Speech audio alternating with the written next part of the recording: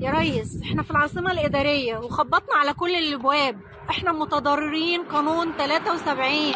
احنا بيوتنا اتخربت، لا عارفين ناكل ولادنا ولا عارفين نوديهم مدارس. نوصل صوتنا لمين؟ انتوا ذبحتونا، انتوا رميتونا في الشارع. لما يبقى واحد عنده 50 سنة بيخدم البلد وبيخدم مصر وبيخدم الريس واحنا نزلنا انتخبناك عشان تحمينا، انت شرطتنا وشرطت عيالنا ورميتنا في الشارع. انا واحدة عندي امراض مزمنة وغيري ملايين. الاسر دي تاكل عيالها منين؟ تشرب عيالها منين؟ التأمينات اللي بقالنا سنين بندفعها في الشركات بتخصمها مننا، واترمينا في الشارع زي الكلاب.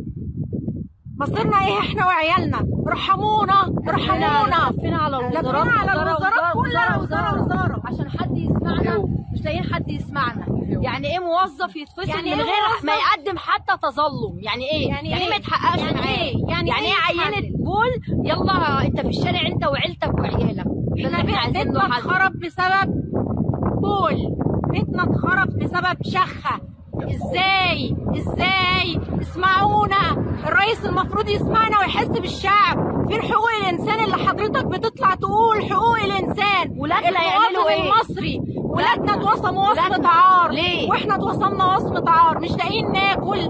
اقل حقوقنا في الحياة ان احنا ناكل ونشرب، احنا مش لاقيين ناكل ونشرب. ونعلم ولادنا ولادنا من نعلم ايه؟ ولادنا من المدارس. ارحمونا واسمعونا وبصلنا. احنا في شركات ما بتكلفش الدولة حاجة، احنا في شركات بترول اترمينا في الشارع. احنا اللي بندي الدولة فلوس واحنا اللي بندي الدولة البترول. بصولنا وارحمونا. برجاء يا ريس بنطالب حضرتك إعادة التحاليل إسوة بجامعة الإسكندرية. كل المفصولين بيطالبوا بإعادة التحاليل. عايزين إيه يا جماعة؟ عايزين إعادة تحليل.